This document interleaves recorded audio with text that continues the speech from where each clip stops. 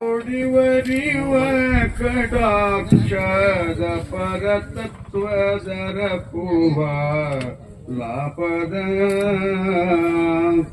वरपुण्यमय शरीरद निराभारी सद्गुरु विरलन्न मानसदल्ली सुखवामदेवादि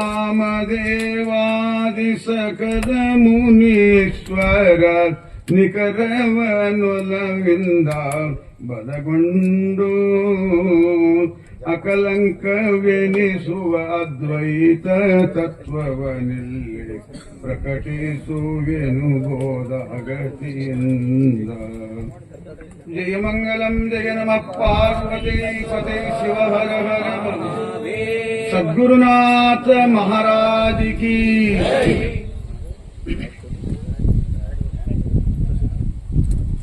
ಪರಮ ಪೂಜ್ಯ ಪ್ರಾತಸ್ಮರಣೀಯ ಸದ್ಗುರು ಪರಮಾತ್ಮನನ್ನು ಪದ್ಮದಲ್ಲಿ ಧ್ಯಾನಿಸಿ ಕಾರ್ಯಕ್ರಮಕ್ಕೆ ಕಾರಣೀಭೂತರಾದ ಲಿಂಗೈಕ್ಯ ಪರಮ ಪೂಜ್ಯ ಶ್ರೀ ಶಂಭುಲಿಂಗ ಮಹಾಸ್ವಾಮೀಜಿಯವರ ಪವಿತ್ರ ಶ್ರೀಚರಣಗಳಲ್ಲಿ ಅನಂತ ದಂಡವತ್ತ ಪ್ರಣಾಮಗಳನ್ನು ಸಮರ್ಪಿಸಿ ಇವತ್ತಿನ ಈ ಗುರುಪೂರ್ಣಿಮೆ ಕಾರ್ಯಕ್ರಮಕ್ಕೆ ಬ್ರಹ್ಮವೇದಿಕೆ ಮೇಲೆ ಉಪಸ್ಥಿತರಾದ ಪರಮ ಪೂಜ್ಯ ಕೃಷ್ಣಗೌಡರ ಮೊದಲು ಮಾಡಿಕೊಂಡು ಉಪಸ್ಥಿತ ವೇದಿಕೆ ಮೇಲೆ ಇರತಕ್ಕಂಥ ಸಮಸ್ತ ಪೂಜ್ಯರ ಪಾದಾರವಿಂದಗಳಲ್ಲಿಯೂ ಸಮಸ್ತ ಭಜನಾ ಕಲಾವಿದರಲ್ಲಿಯೂ ಎಲ್ಲ ಶರಣ ಬಳಗಕ್ಕೂ ತಾಯಂದಿರಿಗೂ ಅನೇಕ ನಮಸ್ಕಾರಗಳು. ಆತ್ಮೀಯ ಬಂಧುಗಳೇ, ಗುರುಪೌರ್ಣಿಮೆ ನಿಮಿತ್ತವಾಗಿ ಗುರು ಯಾರು ಎಂಥವರು ಅನ್ನುವುದನ್ನ ಈಗಾಗಲೇ ಎಲ್ಲ ಪೂಜ್ಯರು ಹೇಳ್ಕೊಂಡು ಬಂದರು. ಗುರು ಪೌರ್ಣಿಮೆಯ ಗುರು ಅಂದರೆ ಯಾರು, ಯಾರಿಗೆ ಗುರು ಅನ್ನಬೇಕು ಅನ್ನುವುದನ್ನು ಗುರುಗೀತೆಯಲ್ಲಿ ಒಂದು ಮಾತು ಇದೆ. ಗು ಶಬ್ದಸ್ತ್ವ ಅಂಧಕಾರ ರು ಶಬ್ದಸ್ತ್ವ ನಿರೋಧಿತ್ವಾತ ಅಂಧಕಾರ ನಿರೋಧಿತ್ವಾತ ಗುರುನಿತ್ಯ ವಿಧೀಯತೆ ಅಂತ ಗುರುಗೀತೆಯಲ್ಲಿ ಒಂದು ಮಾತು ಇದೆ. ಗು ಶಬ್ದ ಗುರು, ಗು ಅಂದರೆ ಕತ್ತಲೆ, ರು ಅಂದರೆ ಪ್ರಕಾಶ. ಕತ್ತಲೆ ಅಂದರೆ ಅಜ್ಞಾನ, ಪ್ರಕಾಶ ಅಂದರೆ ಜ್ಞಾನ. ಕತ್ತಲೆ ಅಜ್ಞಾನದ ಅಂಧಕಾರದಲ್ಲಿ ತೊಳಲಾಡುವಂಥ ಜೀವನನ್ನ ಜ್ಞಾನದ ಕಡೆಗೆ ಎಳೆದೊಯ್ಯುವಂಥ ಶಕ್ತಿ ಸಾಮರ್ಥ್ಯ ಯಾರಲ್ಲಿದಲ್ಲ ಅವರಿಗೆ ಗುರು ಅನ್ನಬೇಕು ಅಂತ. ನಿಜಗುಣರು ಜ್ಞಾನ ಪ್ರತಿಪಾದನಾ ಸ್ಥಳದ ಪ್ರಥಮ ಪದದಲ್ಲಿ 6 ಪ್ರಕಾರದ ಗುರುಗಳನ್ನು ಹೇಳಿದರು. ಅಷ್ಟೇ ಅಲ್ಲ, ಗುರು ಗೀತೆಯಲ್ಲಿ ಮತ್ತೆ ಪುನಃ ವೇದಕ ಬೋಧಕ ಅಂತ ಮತ್ತೆ 2 ಗುರುಗಳನ್ನು ಹೇಳಿ. ಪರಂತು ಇಲ್ಲಿ ಕಾರಕ ವಿಹಿತ ಗುರುವಿನ ವಿಚಾರವನ್ನು ಹೇಳೋದು. ನಿಷಿದ್ಧ, ಕಾಮ, ಸೂಚಕ, ವಾಚಕ ಇಲ್ಲ. ಪರಂತು ಯಾರಿಗೆ ನಮಗೆ ಜ್ಞಾನ ಸಿಗ್ತದಲ್ಲ, ಜ್ಞಾನಮ್ಮ ಲಬ್ಧ್ವಾ ಪರಾಮ ಶಾಂತಿ ಮಚಿರೇಣಾದಿ ಗಚ್ಚತಿ ಅಂತ. ಯಾವುದರಿಂದ ಯಾರು ನಾವು ಗುರುವಿನ ವಾಕ್ಯದ ಮೇಲೆ ಉಪದೇಶ ಒಂದು ಶ್ರದ್ಧಾ ನಂಬಿಕೆಯನ್ನು ಇಟ್ಟುಕೊಂಡು ಹೋದೇವಪ್ಪ ಅಂದ್ರೆ ನಮಗ ಈ ಜ್ಞಾನದಿಂದಲೇ ಪರಮ ಶಾಂತಿ ದೊರೆಯುವುದಂತ ಭಗವಂತ ಗೀತೆಯಲ್ಲಿ ಹೇಳ್ಯಾನ. ಶ್ರದ್ಧಾವಾನ್ ಲಭತೆ ಜ್ಞಾನಂ ತತ್ಪರಂ ಸಂಯತೇಂದ್ರಿಯ ಜ್ಞಾನಂ ಲಬ್ಧ್ವಾ ಪರಾಂ ಶಾಂತಿ ಮಚಿರೇಣಾದಿ ಗಚ್ಚತಿ ಅಂದ. ಯಾರೆಯೂ ಇದರಲ್ಲಿ ಶ್ರದ್ಧಾವಂತರದಾರಲ್ಲ, ಜ್ಞಾನದಲ್ಲಿ ನಿಷ್ಠೆಯುಳ್ಳವರದಾರಲ್ಲ, ಯಾರು ಇಂದ್ರಿಯ ನಿಗ್ರಹ ಮಾಡದಾರಲ್ಲ ಅವರಿಗೆ ಮಾತ್ರ ಇದು ಸಾಧ್ಯದ, ಅವರಿಗೇ ಪರಮ ಶಾಂತಿ ದೊರೀತದ ಅಂತ ಹೇಳ.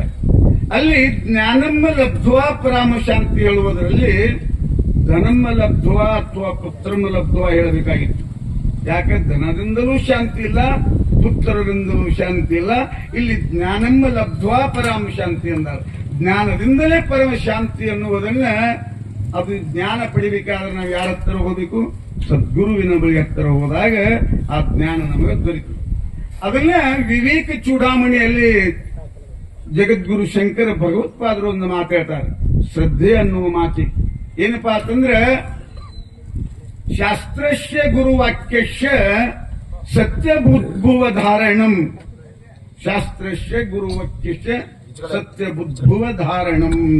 ಸಾ ಶ್ರದ್ಧಾ ಕಥಿತ, ಅಲ್ಲಿ ಸಾ ಶ್ರದ್ಧಾ ಕಥಿತ ಸ್ವರ್ಗೀಯ ವಸ್ತೂಪಲಭ್ಯತೆ ಅಂತ ಶಂಕರಾಚಾರ್ಯರು ಒಂದು ಮಾತು.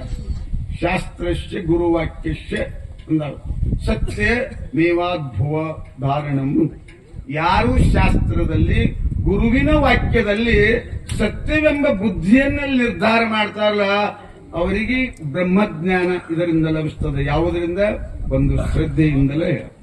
ಅಂತಹ ಶ್ರದ್ಧಾ ಭಗವಂತ 9ನೇ ಅಧ್ಯಾಯದ 3ನೇ ಶ್ಲೋಕದಲ್ಲಿ ಹೇಳ್ತಾನೆ, ಅಶ್ರದ್ಧದಾನ ಪುರುಷ ಧರ್ಮಶಾಸ್ತ್ರ ಪರಂತಪಃ ಅಪ್ರಾಪ್ಯ ನಿವರ್ತಂತೆ ಮೃತ್ಯು ಸಂಸಾರಾತ್ಮನಿ ಅಂತ.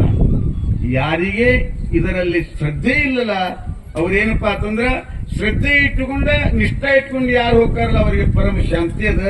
ಅಕಸ್ಮಾತ್ ಯಾರಿಗೆ ಶ್ರದ್ಧೆ ಇರುವುದಿಲ್ಲ ನಿಷ್ಠೆ ಇರುವುದಿಲ್ಲ ಏನಪ್ಪಾ ಅಂದ್ರೆ ಅವರು ಪುನಃ ಪುನಃ ಈ ಮೃತ್ಯು ಸಂಸಾರ ಸಾಗರಕ್ಕೆ ತಿರುಗುತ್ತಾರೆ ಅನ್ನೋ ವಿಚಾರವನ್ನು ಅಲ್ಲಿ ಗೀತೆಯಲ್ಲಿ.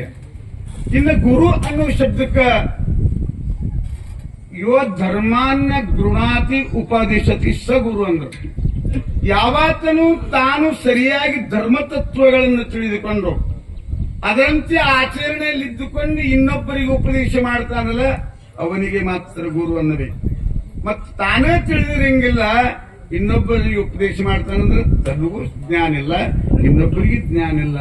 ಅಂತಹ ಗುರು ಆಗಲಾರ್ದ ಅಂತಹ ಗುರುವಿನ ಒಂದು ಜ್ಞಾನ ಉಪದೇಶ ನಮಗಾಗಬೇಕಾದ್ರೆ ಎಂಥಪ್ಪ ಅಂದ್ರೆ ಶ್ರೋತ್ರಿಯ ಬ್ರಹ್ಮನಿಷ್ಠ ಸದ್ಗುರುವಿನಲ್ಲಿ ಶರಣಾಗತರಾಗಬೇಕು ಅನ್ನೋದು ಮಾತ್ರ. ಅಲ್ಲಿ ಹೋಗಿ ಏನ್ ಮಾಡ್ಬೇಕು? ತದ್ವಿದ್ಧಿ ಪ್ರಣಿಪಾತೇನ ಪರಿಪ್ರಶ್ನೇನ ಸೇವೆಯ ಉಪದೇಕ್ಷಂತಿ ಜ್ಞಾನಂ ಜ್ಞಾನೇನ ತತ್ವದರ್ಶನ ಅಂತ. ಸದ್ಗುರುವಿಗೆ ಮೊದಲೇನ್ ಮಾಡಪ್ಪ ಅಂದ್ರೆ ಸಾಷ್ಟಾಂಗ ನಮಸ್ಕಾರ ಮಾಡಬೇಕು. ಸಾಷ್ಟಾಂಗ ನಮಸ್ಕಾರ ಮಾಡಿದಾಗ ಗುರು ನಮ್ಮ ಮೇಲೆ ಕೃಪೆ ತೋರಲಿ ಅಂದ್ರೆ ಪ್ರಣಿಪಾತೇನ ಪರಿಪ್ರಶ್ನೇನ ಅವನ ಸೇವೆಯನ್ನ ಮಾಡಬೇಕು. ಆವಾಗ ಸೇವಾಭಾವದಿಂದ ಒಲಿತು ಸದ್ಗುರುನಾಥ ನಮಗ ಆಶೀರ್ವಾದ ಮಾಡ. ಯಾಕಪ್ಪ ಅಂದ್ರೆ ಸದ್ಗುರು ಎಂಥ ಜ್ಞಾನ ಭಂಡಾರದಂತಿದ್ರೂ ಕೂಡ ಜಿಜ್ಞಾಸ ಬುದ್ಧಿ ಇಲ್ಲದ ಶಿಷ್ಯನಿಗೆ ಏನಪ್ಪಾ ಅಂದ್ರೆ ಜಿಜ್ಞಾಸ ಬುದ್ಧಿ ಬೇಕವ. ಜಿಜ್ಞಾಸೆ ಇರಲಿಲ್ಲ ಅಂದ್ರೆ ಎಂಥ ಗುರುವಿನಿಂದ ಕೇಳಿದ್ರು ಕೂಡ ನಮಗೆ ಜ್ಞಾನ ಆಗುದಿಲ್ಲ. ಅದಕ್ಕೆ ಜಿಜ್ಞಾಸ ಅನ್ನುವುದು ಬಹಳಷ್ಟು ಮುಖ್ಯ ಬೇಕು. ಅಂತಹ ಜಿಜ್ಞಾಸ ಬುದ್ಧಿಯ ಒಂದು ಆಶೀರ್ವಾದ ಎಲ್ಲರಿಗೂ ಆ ಸದ್ಗುರುನಾಥ ಮಾಡ್ಯಾನಂದಾಗಿ ಇವತ್ತೆಲ್ಲರೂ ನೀವೆಲ್ಲರೂ ಏನಪ್ಪಾ ಅಂದ್ರೆ ಶಾಂತ ಸ್ವಭಾವದಿಂದ ಅದಿರಿ. ಇಂಥ ಒಂದು ಪುನಃ ಆ ಸದ್ಬುದ್ಧಿ ಸದಾಚಾರ ಸದ್ಗುರುನಾಥ ಅದನ್ನ ನಮ್ಮ ನಿಮ್ಮೆಲ್ಲರಿಗೆ ಕೊಟ್ಟು ಕಾಪಾಡಲಿ ಅಂತೇಳಿ 2 ಪುಷ್ಪಗಳನ್ನು ಸದ್ಗುರುವಿನ ಸೂಚನೆಗೆ